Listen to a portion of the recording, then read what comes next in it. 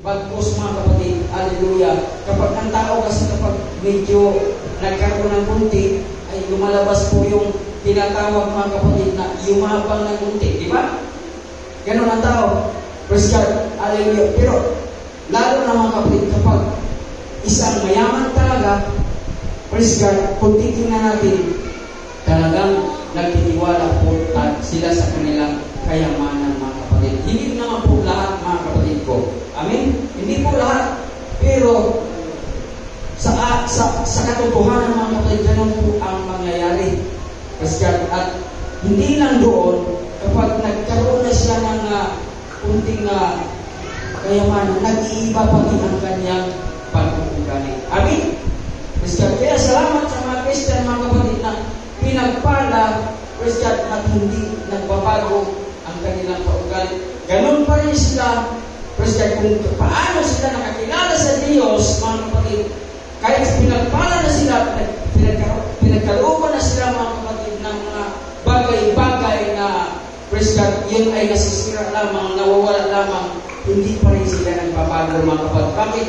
Nalalaman po nila ang turo, nalalaman po nila mga kapatid ang salita ng Diyos na kung saan hindi ka dapat magmalaki at magmataas sa harapan ng iyong kapwa at ganun din sa Diyos mga kapatid. Amen? So ganun ang tao minsan mga kapatid, pero hindi po ganun lahat mga kapatid. Amen? Kahit na akala nyo ba mga kapatid, kahit mahirap na Christian, hallelujah, hindi nagtitiwala sa Diyos. Tama po. Marami po mga kapatid, hindi nagtitiwala sa Diyos kahit mahirap na. Wala na. Christian, hindi nagtitiwala. Bakit mayaman lang po? Hindi po. Kaya nga po balanse yan eh. At porkit na mahirap, nagtitiwala sa Diyos. Mali po mga kapatid. Kaya yung mayaman na nagtitiwala sa Diyos, napakabuti ng mga kapatid. Bakit? Napakabuti. Mayaman siya mga kapatid kahit sa mahirap. Mayaman siya sa Diyos. Pero ganoon ang tao mga kapatid. Hallelujah. Mayroong mayaman na nagtitiwala sa Diyos at mayroong mayaman mga kapatid hindi rin kumikilala sa Diyos. At ganoon din sa mahirap. Hindi kumikilala sa Diyos mga kapatid. Amen. At mayroon din mahirap mga kapatid na gusto na lang magpuri. Kung maaari ayaw ng ganang buhay, gusto na lang sumamba sa Diyos. Amen. Mayroon tayong mga alam na ganyan mga kapatid. Mas mahalaga ang Diyos sa buhay nila. Kahit wala silang pamilya bigas, mas mahalaga ang Diyos sa buhay nila. Amen. Kaya ang tao ganun gumagawa ng paraan. Gumagawa sila ng hakbang para po mga kapatid, hallelujah, na sa kanilang pagkawala o sa kanilang pagkamatay ay hindi na po mahirapan ang mga kasamahan nila o nagkikirama mga kapatid. Pero ang tanong mga kapatid, yan po ba ay Christian, hallelujah, dapat paghandaan? Amen? Sa pagkakaalam natin mga kapatid, para sa akin, dapat natin paghandaan yung buhay Christian na walang hanggang mga kapatid. Ito dapat na paghandaan natin. Hindi yung buhay natin ngayon mga kapatid. Ito'y mawawala talaga ito eh. Kaya ang dapat natin paghandaan mga kapatid yung buhay na walang hanggang mga kapatid. Basahin natin sa ating binasa. Christian, sabi dito, hallelujah, praise God. Dito na lang tayo mga kapatid, praise God, hallelujah, sa 23. Sa 22. Sabi dito, at nangyari, namatay ang pulubi at siya dinala ng mga anghel sa sinapupunan ni Abraham. Amen? Pakinggan niyo mga kapatid. At namatay naman ang mayaman at inilibing. Praise God. So ano po nangyari mga kapatid doon sa pulubi? Dinala ng anghel. Amen? Kasi dahil nung nabubuhay pa siya, nagtitiwala siya sa Diyos eh. Ay yung isa, namatay siya, nilibig. Amen? Praise God. Namatay siya, nilibig. Sino ito? Ito po yung mayaman. So dalawa sila. kategorya mga kapatid. Praise God. Hallelujah. So, hindi ibig sabihin mga kapatid, na kung mamatay po yung, teka lang kapatid, puro kamatay. Ito po yung, praise God, pinaabot sa atin mga kapatid. Hallelujah. Dahil, simula kahapon mga kapatid, praise God, marami pong tayong inaral, pero hindi po tayo napunta mga kapatid. So doon, sa binasa natin na namatay po yung mayaman at inilig. So hindi na ako malugan mga kapatid. Kapag tayo po ay mamatay, sabi ng mga narinig natin dyan, ganon din yung paniniwala ko noong mga kapatid, na kapag namatay daw po yung isang tao, praise God, hallelujah, pagkalagala daw po yun. Amen. Pagkalagala. Mamasyal sa Nubali, praise God, minsan pupunta pa sa Paris, at minsan pupunta pa doon sa California. Titingnan niya kung nasusunog pa ngayon, kung nagsisik pa doon yung mga tao. Praise God. At minsan, praise God, hallelujah, nagpaparandam daw sa mga naiwan. O doon sa kwarto. Praise God, natutulog at ipuin yung mga natulog. Ay, nagpaparandam, sasabihin na, nandito pa si Bulan, hindi pa umalis. Hindi po ganoon mga kapatid. Praise God, hallelujah. Hindi po ganoon ang nangyayari. Praise God. Maliwanag po yung sinabi natin at marami po mga verses na napapatunay na kapag ang isang tao ay lumisan, praise God, hallelujah, nandoon sa Diyos, hallelujah, at sa paghukom, mga kapatid, praise God, hallelujah, kung saan siya narapat. Alam ng Diyos yan, mga kapatid. Amen. So, ibig sabihin, mga kapatid, hindi po ganoon ang tingin ng tao. Hindi po nagpaparamdam, mga kapatid. Dahil wala pong ganoon. Hallelujah. Praise God. Tingnan po natin, mga kapatid.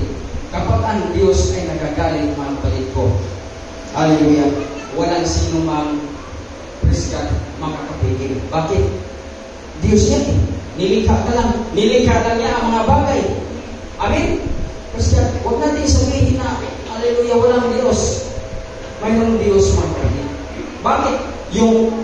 Yung vulkan ba, mga kapatid, mayroong ba nag-operate? Wala. Ay bakit pumutok? Ay bakit nag-apoy? Dahil gawa po yan ng Diyos. Amen? At ito ba, mga kapatid? Kapag dapat alam natin ito praise God. Kapag pabalik ng Diyos, mga kapatid, may mga tanda. Kapag alam natin, pero kapag hindi mo alam, hindi ka nagtitiwala sa Diyos, hindi mo alam ang Diyos, mga kapatid, hindi mo mahal ang Diyos, hindi mo talaga alam. Bakit? Wala ka sa pag-aaral wala ka doon sa pagtuturo. Yung mga nagtuturo, wala ka doon. Praise God, hallelujah. Hindi mo talaga alam ang mangyayari. So ito mangyayari, mga kapatid. Praise God, hallelujah. Mga kapatid ko, na kung saan, hallelujah, ang Diyos, mga kapatid, hallelujah, ang may gawa. Basahin natin sa awit. Chapter 104, verse 32.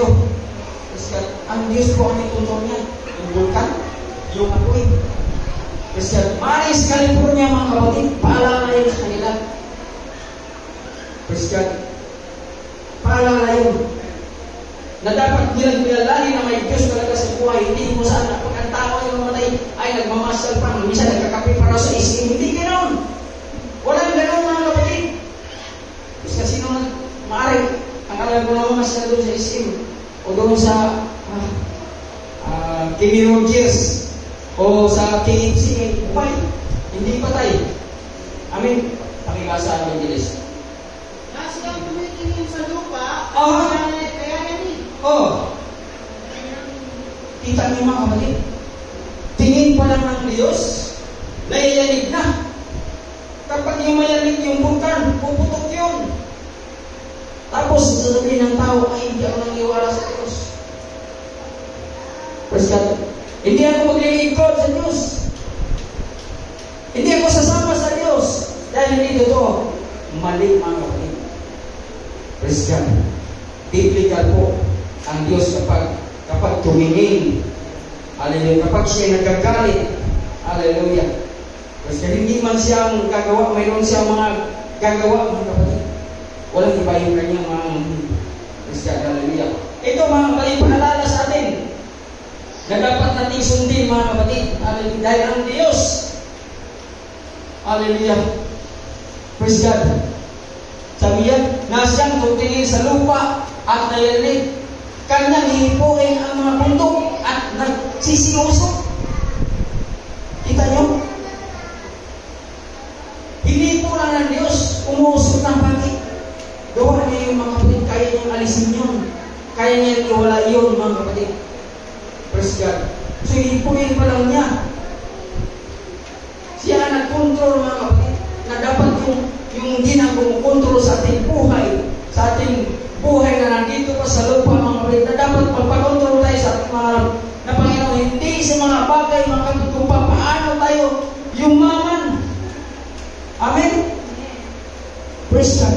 Kaya, sabi sa Bisaya, bulahan ng mga Kristiyano nga, praise God, kahit nagkaroon sila o naa sila yung mga butang na daghan na ihatag si Ginoo, pero ang Ginoo po ng ilang Diyos, kanilang kayamanan. Mapalad yung ganong Kristiyan, mga kapatid. Pagkamat mayaman na sila, hindi lahat nagkumikilala sa Diyos. Amen? Praise God. Hallelujah. So yun po, mga kapatid, tandaan po natin yan. Tumingin ang Diyos. Hallelujah. Praise God. Nayayanig. Hindi pa yan hinawakan. Ay pagdating doon sa bundok, hinipulan niya, mga kapatid, umuusok na. So gaano kapangyarihan ng Diyos, mga kapatid.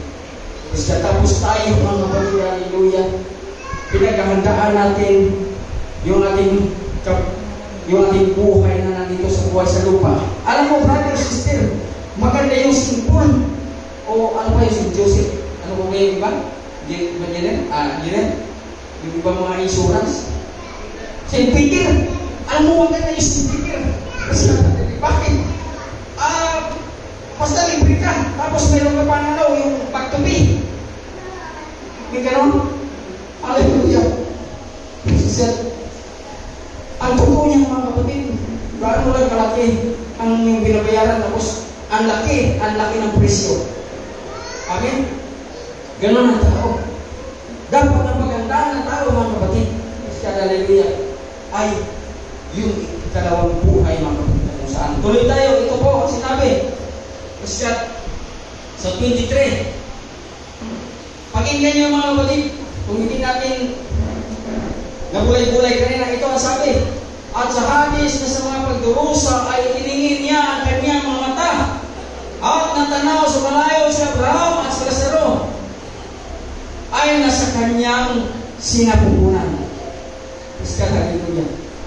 So sabi siguro ng mayaman, mga kapatid, bakit nandoon yung masakit ko na yun? Nandoon yung mahirap na yun? Bakit? Dapat ako nandoon? Hallelujah. Praise God. Di ba? Ganun ang isipan ng tao. Nagbiwil ka na dapat tututusin. Wala namang talagang dapat iwil ka. Bakit? Nagpakasasa sa buwan pa. Tuloy tayo, sabi dito sa 24. At sinigaw. Hallelujah. Ang Abraham! Ito na ngayon. Kasi maraming pagsisisi na. Mawa ka sa akin at subuhin mo si Lazaro upang itubog niya sa tubig ang dulo ng kanyang daliri. At sa palamitin ang aking dila sapagkat naghihirap ako sa alat na ito. Ito na ngayon. Naghihirap na siya. Hallelujah. Doon sa sunod, mga kapatid, praise God. Basahin natin sa sunod. Hallelujah. Ito ang sunod. Datapot sinabi ni Abraham, Anak.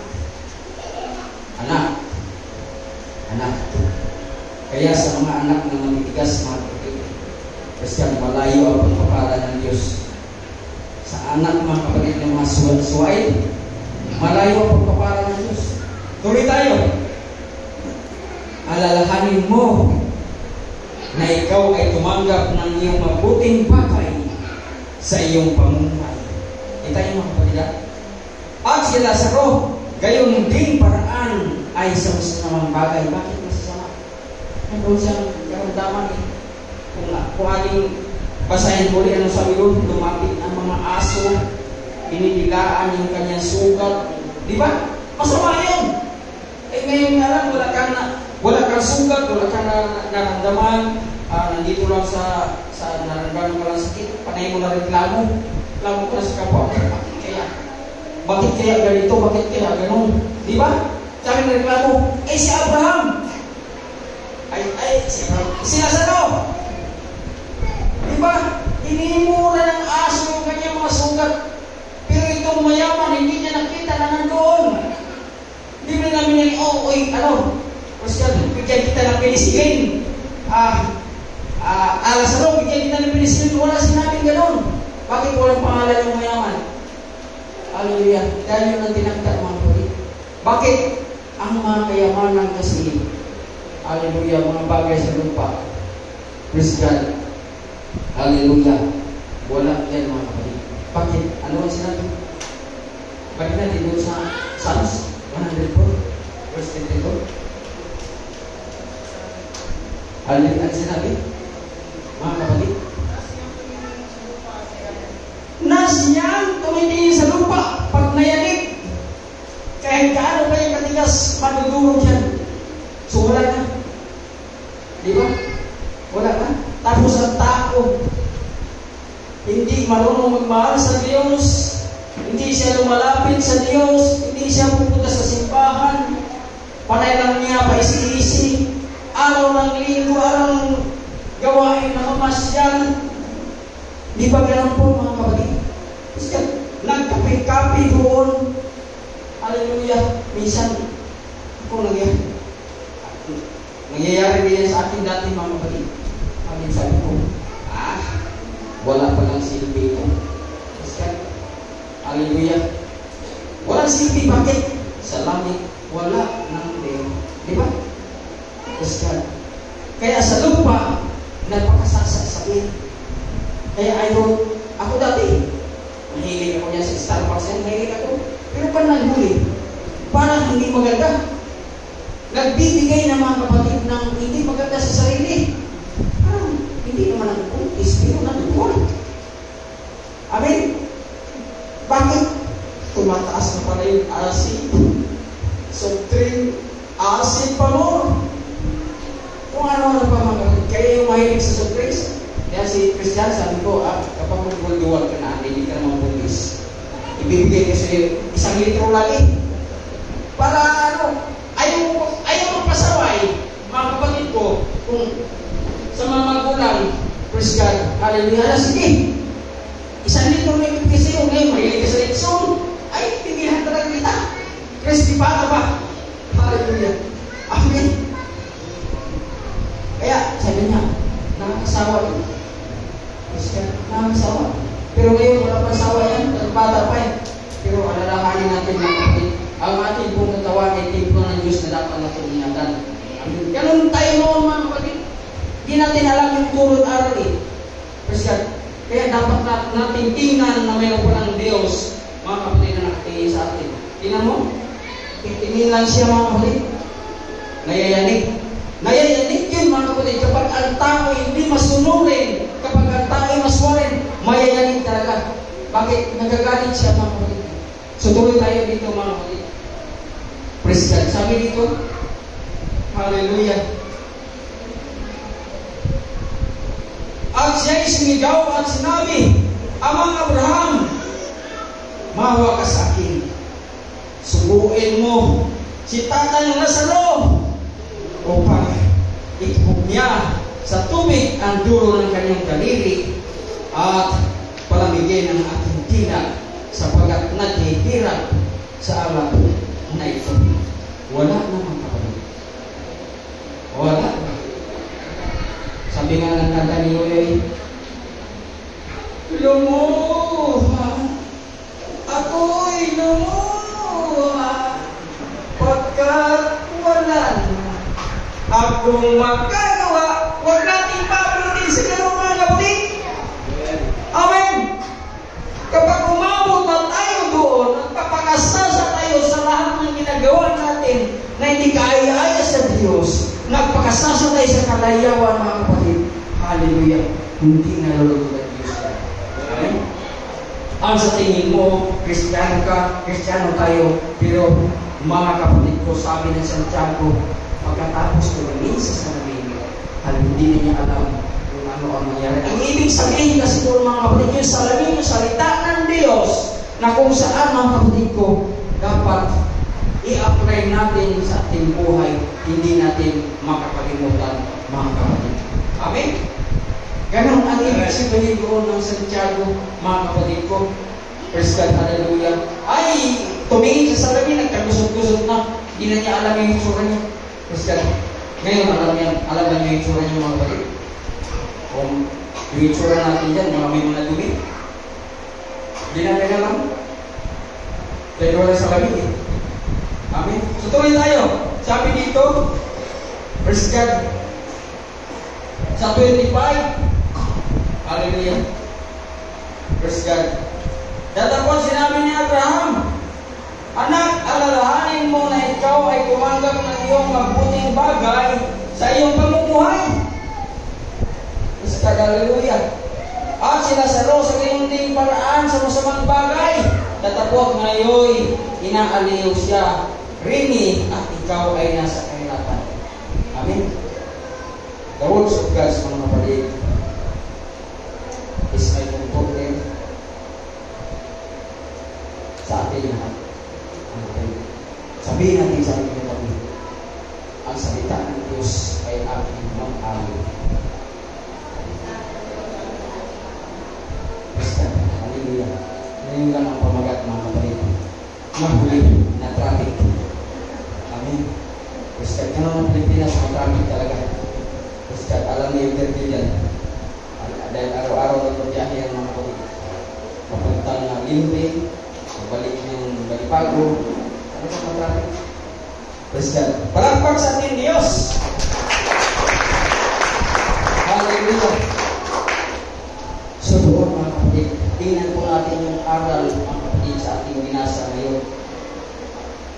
Kung ano po ang reflection nito sa ating buhay, mga kapatid. Basta, nasa ating buhay na tingnan natin mga kapatid, kahit tayo magkamit, kahit tayo magtamo ng mga biyaya ng Diyos, kasi huwag natin gawin Diyos yung mga iyong mga kapatid. Dahil bigay lang sa atin yung God, at binigyan lang tayo ng buhay, binigyan lang tayo ng kalakasan para makamit natin yun. Amen? God. Pero kung hindi ka magtatrabaho, panay ka lang plano, panay ka lang isip, hindi mo talaga magawa yung mga kapatid. Dahil ang Diyos mga kapatid ay mapagbigay. Ang Diyos ay nagsusupply din. Pero may dapat may gagawin tayo mga kapatid.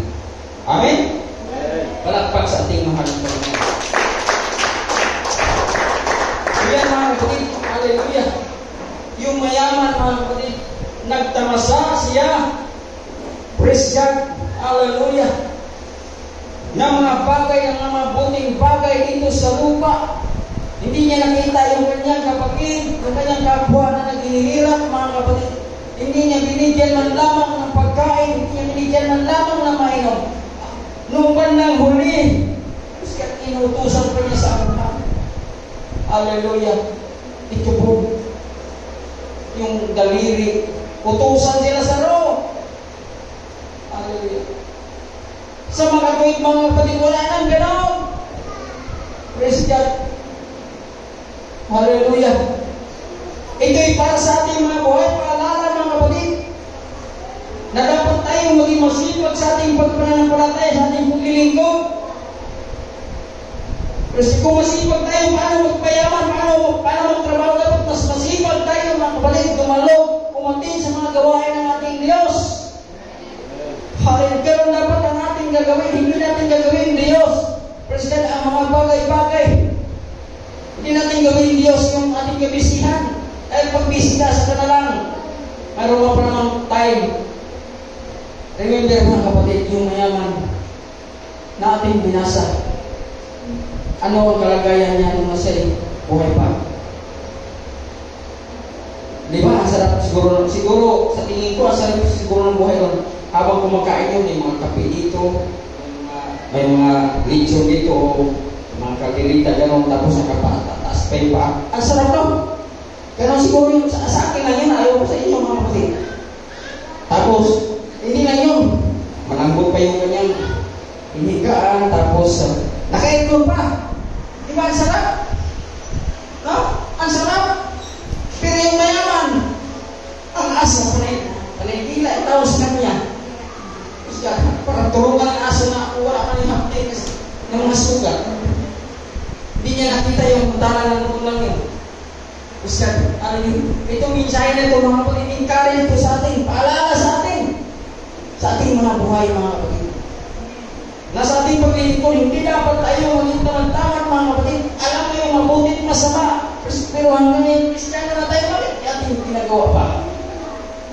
Na dapat wala ngayon. Alam mo yung 2 Corinthians 5:16. Amen. Hallelujah. All things are become new na mga kapatid. Praise God, hallelujah. Ang Diyos nakatingin sa atin. Hallelujah. Sa mga matuwid, sa mga masama, nagagalit ang Diyos mga kapatid. Lalo hindi siya kilalanin. Maraming nakakasulat sa Biblia, sa Ninive, Sodoma at Gomorra mga kapatid. Praise God, hallelujah na pinaabot ng Diyos ang galit niya mga kapatid. Bakit hindi na sila kumikilala sa Diyos? Hallelujah. So ang Diyos man natin mga kapatid, hallelujah, sa ating mga sarili, huwag natin gagawin laruan lamang. Praise God, ipakita natin sa Diyos. Kung mahal tayo ng Diyos, ipakita natin sa Kanya yung ating pagmamahal. Kung hindi ka nagbibigay, praise God, ngayon, hallelujah, praise God, huwag mo sabihin sa iyong kapwa, huwag mo sabihin sa iyong mga leader, sa iyong pastor, hallelujah, pastor, magbibigay na kung hindi. Sa Diyos ka, magbigay, ipakita mo ang gawa sa rin ng Santiago. Kasi ang gawa, ang pananampalataya na walang gawa, mga kapatid, ito ay patay. Hallelujah, sabi ng Santiago, mga kapatid. Hallelujah, sa kirto yun. Tapos maliwanag ang sinabi ng Biblia doon, na kung saan, hallelujah, kung nagliliwanag yung gawa ng Diyos ngayon sa atin, mga kapatid, mas maliwanag doon, mga kapatid. Kasi pinadaan na ngayon sa taligaga. Kasi yung reflection natin na dapat gawin, mga kapatid, hindi lamang taga-pakinig, kundi taga-tupad, mga kapatid. Amen? Kasi tuloy tayo, basahin natin. Kasi dito sa 26, sabi niyon, ito, hallelujah, kung ano po ang paabot sa atin, mga kapatid, ng dalawang karakter, mga kapatid, na sinasabi ng Biblia. Sabi dito sa 26, at bukod sa lahat ng ito, ay may isang malaking baging na nakalagay sa pagitan namin at ninyo upang ang mag-ibig tumawid, buwak din hanggang sa inyo ay hindi namari. At gayon din walang makatuwid mula diyan hanggang sa atin. Nagpapahiwatig mga kapatid na ang tao kapag buhay pa, na dapat kung gawin na niya mga kapatid. Dahil kapag sila namatay na, pinagandaan niyo mga kapatid, karoon sa maraming insurance, si Peter, si John, si George, kung ano pa mga kapatid, wala yan. Bakit? Sinabi yan. Hallelujah. Pinapakita pa. Kay mayaman sila sa loob noon. Ang sarap ng upo. Kasi siguro may mga may mga chiller, may mga ventilador pa daw si Lazaro. Praise God, hallelujah. Doon kay mayaman hindi pwede. Praise God, mamamatay doon dahil malakas ang hangin, malakas ang apoy, mamatay doon, hindi pwede. Praise God, kaya doon ang pag-agoy talaga mga kapatid. Amen? Saya yun. Praise God, walang aray. Hindi ka pwede mag-aray kahit anong gawin mo. Wala na. So, minsan dito mga kapatid, para ito sa mga buhay. Hindi sa mga patay mga kapatid. Hallelujah. Na kung saan paalala sa atin. Ano sabi dito? Mag-ibig tumawid. Hindi pwede. Mayroong harang. Mayroong baging. Praise God. Hallelujah. Kasi pag nandun ka, hallelujah, hindi ka na pwede magsisi. At hindi ka na pwedeng tumawid. Mayroon na nakaharang. Basta, ang tanong mga kapatid, alam mo kaya yun? Magagawa kaya natin yun? Hindi na maharapin. Wala na. Kaya nga sabi, wala na. Kaya huwag ka magagawa. Iyak na lang. Dangoy-dangoy lang dito. Dangoy-dangoy na lang doon sa nagliliyab na apoy. Tuloy tayo, sinabi sa 27, at sinabi niya, ipinamanhin ko nga sa iyo, Ama, na subuhin mo siya sa bahay ng aking ama. Sapagkat, bitit, ako'y may na 5 kapatid na lalaki upang sa kanila'y pinatutuhanan niya. Baka pati sila'y magparito sa dako ito ng pagdurusa. Walang ganun mga kapatid. Hallelujah. Sa mga buhay yun, pinaalala sa mga buhay mga kapatid. Hallelujah. Bakit? Yung patay ba na pumunta siya doon sa impyerno mga kapatid? Bumalik pa siya at sinabi, ikaw, huwag ka nang magsisinungaling, huwag ka nang magsusublang, huwag ka nang magsingrelo, huwag ka nang magpapalda, huwag ka nang magsushort. Hindi na yung makabalik. Sinabi mo, mayroon ng boundary, may patir na. Paano mo makabalik yun? Tapos sasabihin na, alam mo, nagparamdam sa akin na sinabi na ganito ganyan. Walang ganoon mga kapatid. Sa mga buhay yun, na dapat na magsisi, na dapat nang sumunod sa panatuntunan sa kabuuan ng Diyos mga kapatid. Ganun ang pinapaliwatig mga kapatid sa mensahe nito sa atin. Amen? Praise God. Palagpak sa ating Diyos. Hallelujah. At ito ang kasunod mga kapatid. Datapos sinabi ni Abraham, nasa kanila si Moises, at ang mga propeta, bayaan mo sila'y pagkinila. Yun po ang sabi ni Abraham. Hallelujah. Bakit? Wala nang magagawa yun. Wala nang magagawa yun. Kasi wala nang magagawa yung taong lumisan. Yung taong, sabi sa Bisaya na tumaas na yung kanyang katawan sa lupa. Wala nang magpaalala sa buhay. Kundi ang magpaalala mga kapatid ang salita ng Diyos. Hallelujah. Kaya nga, inaalin tayo mga kapatid sa salita ng Diyos. Hallelujah. Para po sa ikagalak natin na mayroon tayong kaligtasan mga kapatid sa ating buhay. Para po sa ikatutwid natin, para po sa ikatitibay natin mga kapatid. Amin. Hindi sa ikatitibay ng iyong pundas, yung trabaho ng iyong negosyo mga kapatid. Wala yung ay nawawala. Ang trabaho ang nawawala. Ngayon mga kapatid, presya ng iyong lingkod, mayroon ang trabaho. Wala. Presya. Pero bakit nabubuhay? Nagtatrabaho kayo. Amen? Wala ko sa ating Diyos. Hallelujah. Kasi kung minsan mga kapatid, hindi po masama na mayroon kang bossing, mayroon kang amo. Ang masama nito kung hawakan ka, ay huwag kang tumalo, huwag kang pumunta. Mayroon trabaho. Yun ang masama mga kapatid. Praise God. Hallelujah. Tuloy tayo mga kapatid. Sa verse 30 at sinabi niya, hindi amang Abraham tatapwat kung ang isang mula sa mga patay ay makaparoon sa kanila, sila ay magsisi. Wala na kung gano'n mga kapatid. Last na verse mga kapatid. At sinabi niya sa kanya, kung di nila pakinggan si Moises at ang mga propeta ay di rin, hallelujah, may kayat sila kahit ang isa'y magpangon sa mga patay. Amen. Praise God. So habang tayo mabubuhay mga kapatid, yung ating pong paglilingkod, yung ating pong pananampalataya, kung ang liwanag ba niyan mga kapatid kapatid ay malakas pa. Baka po ang liwanag niya ay tubig na lang. Andap-andap na. Mahirap mga kapatid. Hindi po marunod ang Diyos. Bagaman tayo nabubuhay sa ating mga physical, subalit yung ating spiritual mga kapatid ay paandap-andap na. Basta, ang gusto ng Diyos, mensahe ng Diyos sa ating mga kapatid, kapag tayo nabubuhay, sikapin natin mga kapatid, ayusin natin ang ating paglilingkod. Christian, iwalay natin mga kapatid, yung ating mga gawang kamalian, yung ating mga gawang mga hindi na nais ng Diyos mga kapatid.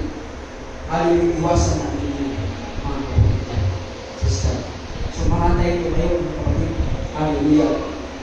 Na ito po ang salita ng Diyos. Alalahanin po natin kapag ang Diyos ay magagalit mga kapatid, walang sino